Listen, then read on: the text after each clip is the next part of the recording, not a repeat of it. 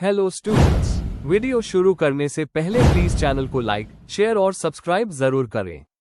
एक important information, अगर आपको इस वीडियो के नोट्स चाहिए तो डिस्क्रिप्शन बॉक्स में दिया गया डाउनलोड लिंक चेक करें। Thank you. चलिए शुरू करते हैं। इस वीडियो में हम पढ़ेंगे BPSC 107 perspectives on international relations and world history के प्रीवियस ईयर क्वेश्चन और most important questions with answers. ये क्वेश्चंस आपके एग्जाम के लिए बहुत इंपॉर्टेंट है। अगर आपने ये अच्छे से कर लिए तो एग्जाम निकलना पक्का है। Let's begin. Question 5। India has been demanding reforms of the UN system. Explain the major concerns of India. Question explanation. इस क्वेश्चन में हमें ये बताना है कि भारत यूएन सिस्टम में रिफॉर्म्स क्यों चाहता है। हमें स्पेसिफिकली उसके कंसर्न्स को समझाना है, जैसे सिक्योरिटी काउंसिल की मेंबरशिप, रिप्रेजेंटेशन, फेयरनेस और ग्लोबल पावर बैलेंस के इश्यूज। साथ ही ये भी बताना है कि ये रिफॉर्म्स भारत और दुनिया के लिए क्यों इंपॉर्टेंट है। Answer. Introduction. United Nations UN 1945 में बना था, जिसका मेन गोल था ग्लोबल पीस और सिक्योरिटी मेंटेन करना। लेकिन तब से लेकर आज तक दुनिया बदल चुकी है, पर यूएन का स्ट्रक्चर, स्पेशली सिक्योरिटी काउंसिल, वही का वही है। भारत, जो एक बड़ा लोकतांत्रिक देश है और ग्लोबल पावर बन रहा है, लगातार यूएन रिफॉर्म्स की डिमांड कर रहा है। इसके पीछे के मेन रीजंस हैं कम रिप्रेजेंटेशन, आउटडेटेड स्ट्रक्चर और इंक्लूसिव डिसीजन मेकिंग की जरूरत। Main body. 1. सिक्योरिटी काउंसिल में परमानेंट सीट की डिमांड। आज भी यूएन सिक्योरिटी काउंसिल में सिर्फ 5 परमानेंट मेंबर्स हैं। यूएसए, यूके, फ्रांस, रशिया और चीन। भारत का कहना है कि आज की ग्लोबल रियलिटी में ये स्ट्रक्चर पुराना हो चुका है। 1.4 बिलियन पॉपुलेशन, स्ट्रॉन्ग इकोनॉमी और पीस कीपिंग में एक्टिव रोल के चलते भारत को परमानेंट सीट मिलनी चाहिए। भारत G4 नेशंस का हिस्सा भी है जो सिक्योरिटी काउंसिल रिफॉर्म्स के लिए मिलकर काम कर रहे हैं। 2. डेमोक्रेटिक रिप्रेजेंटेशन और वीटो पावर का इशू। भारत कहता है कि यूएनएससी में डेमोक्रेटिक स्पिरिट की कमी है। वीटो पावर सिर्फ P5 के पास होना अनफेयर है। एशिया, अफ्रीका और लैटिन अमेरिका जैसे रीजन्स प्रॉपर्ली रिप्रेजेंट नहीं होते हैं। भारत चाहता है एक ऐसा सिस्टम जहां सब देशों की इक्वल इंपॉर्टेंस हो डिसीजन मेकिंग में। 3. यूएन में भारत का योगदान। भारत यूएन का फाउंडिंग मेंबर है और हमेशा मल्टीलैटरलिज्म का सपोर्टर रहा है। पीस कीपिंग मिशंस में भारत सबसे ज्यादा ट्रूप्स देने वाले देशों में है। कोविड-19, क्लाइमेट चेंज और पॉवर्टी के खिलाफ भारत ने ग्लोबल लेवल पर काफी मदद दी है। फिर भी परमानेंट मेंबरशिप न होने के कारण उसका रोल लिमिटेड रह जाता है। 4. ग्लोबल पॉलिटिक्स और भारत का राइजिंग रोल। भारत आज वर्ल्ड की टॉप 5 इकोनॉमीज में है, न्यूक्लियर पावर है और रीजनल पीस में इंपॉर्टेंट रोल प्ले करता है। चीन के इन्फ्लुएंस को बैलेंस करने के लिए भारत का सिक्योरिटी काउंसिल में होना जरूरी है। ग्लोबल साउथ के इश्यूज को रेस करने में भी भारत हमेशा आगे रहा है। कंक्लूजन। भारत की डिमांड फेयरनेस, डेमोक्रेसी और बैलेंस पर बेस्ड है। यूएन का स्ट्रक्चर आज की दुनिया को रिफ्लेक्ट नहीं करता। अगर यूएन को रेलेवेंट और इफेक्टिव रहना है तो रिफॉर्म्स जरूरी है, और उनमें भारत का इंक्लूजन सबसे इंपॉर्टेंट है। भारत की आवाज सिर्फ जरूरी नहीं, अब तो उसका समय आ गया है। अगर आपको इस वीडियो के नोट्स चाहिए तो डिस्क्रिप्शन बॉक्स में दिए गए डाउनलोड लिंक को जरूर चेक करें। Thank you. Let's see the next question. Question 6. Explain the idea of humanitarian intervention in contemporary international relations. Question explanation. इस क्वेश्चन में आपसे पूछा गया है कि आज के इंटरनेशनल रिलेशंस के कॉन्टेक्स्ट में ह्यूमैनिटेरियन इंटरवेंशन का क्या मतलब है। आपको इसके डेफिनेशन के साथ इसका बैकग्राउंड, लीगल और मोरल एस्पेक्ट्स, कुछ इंपॉर्टेंट एग्जाम्पल्स और आज के समय में इसका रेलेवेंस समझाना है। आंसर। इंट्रोडक्शन। ह्यूमैनिटेरियन इंटरवेंशन का मतलब होता है कि एक या ज्यादा देश किसी दूसरे देश में बिना उसकी परमिशन के मिलिट्री फोर्स का यूज करें, ताकि वहां हो रहे मास लेवल के ह्यूमन राइट्स वायलेशंस, जैसे जीनोसाइड, एथनिक क्लेंजिंग, को रोका जा सके। यह कॉन्सेप्ट कंट्रोवर्शियल है क्योंकि ये स्टेट सॉवरेंटी को चैलेंज करता है। आज के जमाने में ये mainly responsibility to protect R2P framework के अंडर डिस्कस किया जाता है, जो 2005 में यूएन ने अडॉप्ट किया था। Main body. 1. कॉन्सेप्ट और एवोल्यूशन ऑफ ह्यूमैनिटेरियन इंटरवेंशन।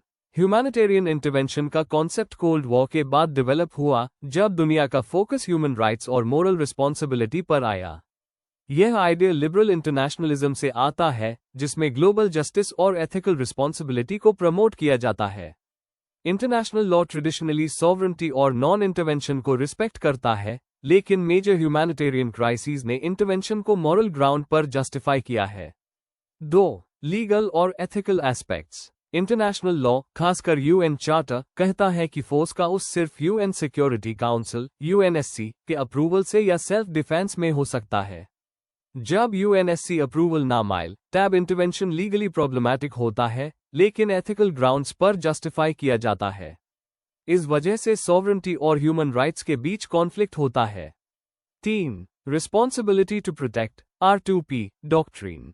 2005 में यूएन ने R2P प्रिंसिपल अडॉप्ट किया, जिसमें कहा गया कि अगर कोई स्टेट अपने लोगों को जेनोसाइड, वॉर क्राइम्स या एथनिक क्लेंजिंग से नहीं बचा पा रहा है, तो इंटरनेशनल कम्युनिटी को इंटरवीन करना चाहिए।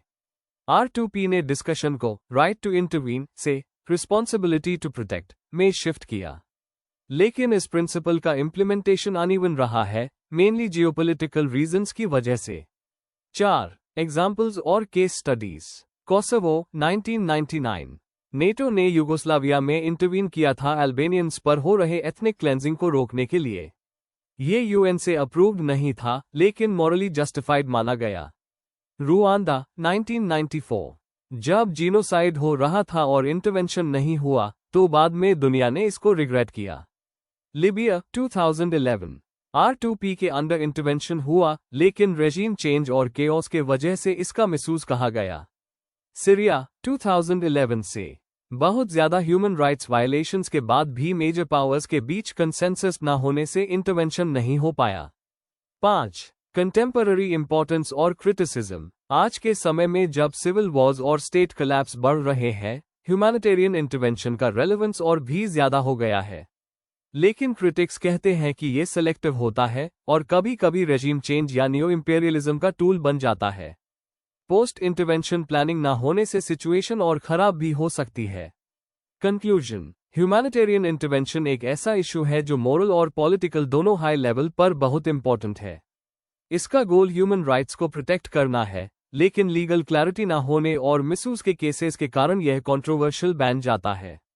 सॉवरेंटी और ह्यूमन राइट्स के बीच एक बैलेंस्ड अप्रोच जरूरी है। अगर यूएन फ्रेमवर्क को स्ट्रांग बनाया जाए और R2P को फेयर तरीके से अप्लाई किया जाए, तो इंटरवेंशन जस्टिफाइड और इफेक्टिव बन सकता है। If you need the notes of this video, there's a download link in the description box. Be sure to check it out. Thank you. Let's see the next question. Question 7. Trace the evolution of international relations as a separate discipline. Question explanation. इस question में हमें ये बताना है कि international relations (IR) एक अलग academic subject कैसे बना। हमें इसका हिस्टोरिकल बैकग्राउंड, वर्ल्ड वॉर्स का इम्पैक्ट, इंपॉर्टेंट थियरीज और थिंकर्स के बारे में लिखना है जो आगे डेवलपमेंट में इंपॉर्टेंट रहे।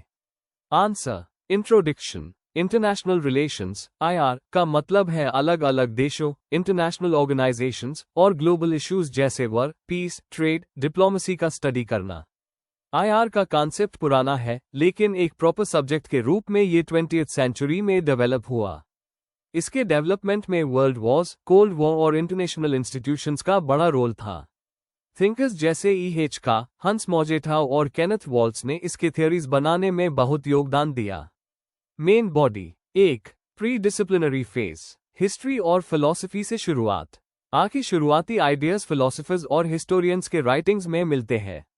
थिंकर्स जैसे थ्यूसिडिडीज, मैकियावेली, हॉब्स और कांट ने पावर, पीस और वर्ल्ड ऑर्डर पर लिखा। इनके आइडियाज IR के मोरल और फिलोसॉफिकल बेस बन गए। 2. आ का जन्म। वर्ल्ड वॉर 1 के बाद। वर्ल्ड वॉर 1 के बाद लोगों ने सोचा कि फ्यूचर वॉर्स कैसे रोकी जाए। यहां से IR सब्जेक्ट का स्टार्ट हुआ। पहला IR डिपार्टमेंट 1919 में वालेस, UK के एबरिस्टविथ यूनिवर्सिटी में बना। आइडियलिज्म या लिबरलिज्म पे फोकस था। पीस और लीग ऑफ नेशंस जैसे इंस्टीट्यूशंस पर भरोसा था, लेकिन लीग फेल हो गई और ऑथोरिटेरियन पावर्स बढ़ने लगे, जिससे आइडियलिज्म का क्रिटिसिज्म हुआ। 3. रियलिज्म और वर्ल्ड वॉर 2 के बाद का दौर। वर्ल्ड वॉर 2 ने बताया कि पावर और नेशनल इंटरेस्ट ज्यादा इंपॉर्टेंट होते हैं। रियलिज्म थियरी पॉपुलर हुई। हंस मोगेंटू ने कहा कि स्टेट्स अपना इंटरेस्ट पावर के थ्रू प्रोटेक्ट करते हैं। कोल्ड वॉर के दौरान nuclear deterrence, balance of power जैसे टॉपिक्स पर आईआर में काफी रिसर्च हुआ। 4. बिहेवियरल रिवॉल्यूशन और थियरी का एक्सपेंशन। 1950 to 70 में आईआर में साइंटिफिक मेथड्स का यूज बढ़ने लगा। इस फेज को बिहेवियरल रेवोल्यूशन कहा गया। एम्पिरिकल डेटा, मॉडल्स और सर्वे से इंटरनेशनल बिहेवियर स्टडी किया गया। नई थियरीज जैसे neo realism, Kenneth Waltz, liberal institutionalism और वर्ल्ड सिस्टम्स थियरी पॉपुलर हुई। आईआर में इकोनॉमिक्स, सोशियोलॉजी और साइकोलॉजी के कॉन्सेप्ट्स भी इंक्लूड होने लगे। 5. पोस्ट कोल्ड वॉर एरा और नए पर्सपेक्टिव्स। कोल्ड वॉर के बाद दुनिया में यूनिपोलैरिटी और ग्लोबलाइजेशन जैसे नए ट्रेंड्स आए। नई अप्रोचेस आए, constructivism, feminist IR, post colonialism और एनवायरनमेंटल स्टडीज। अब आईआर सिर्फ स्टेट्स तक लिमिटेड नहीं, बल्कि ह्यूमन सिक्योरिटी, आइडेंटिटी और नॉर्म्स जैसे टॉपिक्स पर भी फोकस करता है।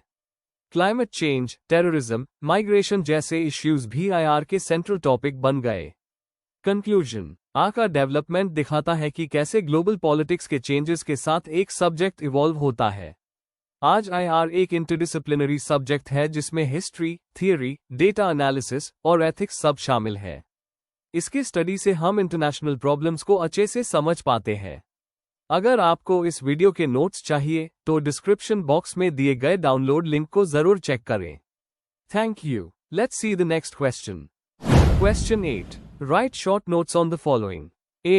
Cuban Missile Crisis. B. Clash of Civilizations. Question explanation. इस क्वेश्चन में 2 शॉर्ट नोट्स लिखने हैं। एक क्यूबन मिसाइल क्राइसिस पर और दूसरा क्लैश ऑफ सिविलाइजेशंस थियरी पर।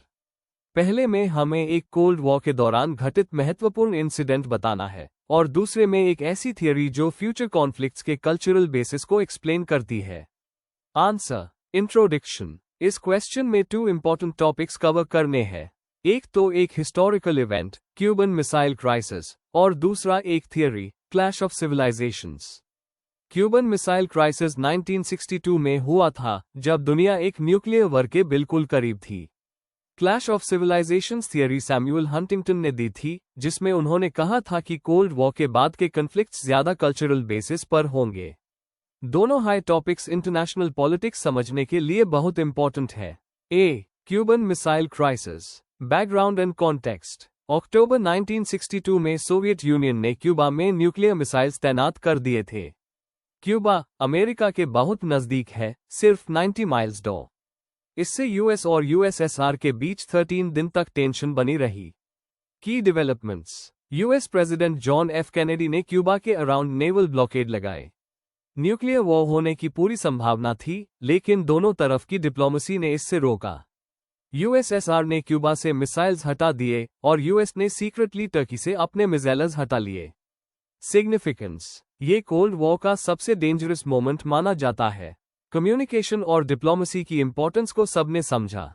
मॉस्को वॉशिंगटन हॉटलाइन की शुरुआत भी इसी के बाद हुई। B. Clash of civilisations theory and author. ये थियरी सैमुअल हंटिंगटन ने 1993 में दी थी। उनका कहना था कि फ्यूचर कॉन्फ्लिक्ट्स पॉलिटिकल या इकोनॉमिक नहीं, बल्कि कल्चरल और रिलीजियस होंगे। की सिविलाइजेशंस आइडेंटिफाइड। हंटिंगटन ने कई सिविलाइजेशंस आइडेंटिफाई की। Western, Islamic, scenic, Chinese, Hindu, Orthodox, African, Latin American, etc। उनका कहना था कि कॉन्फ्लिक्ट्स ज्यादा उन जगहों पर होंगे जहां ये सिविलाइजेशंस टकराती हैं, fault lines. Criticism and relevance. कई लोग कहते हैं कि ये थियरी ओवर सिंप्लीफाई करती है और कल्चरल डिफरेंसेस को अननेसेसरीली कॉन्फ्लिक्ट का सोर्स बताती है। लेकिन 9/11 जैसे कई इवेंट्स इस थियरी को सपोर्ट भी करते हैं।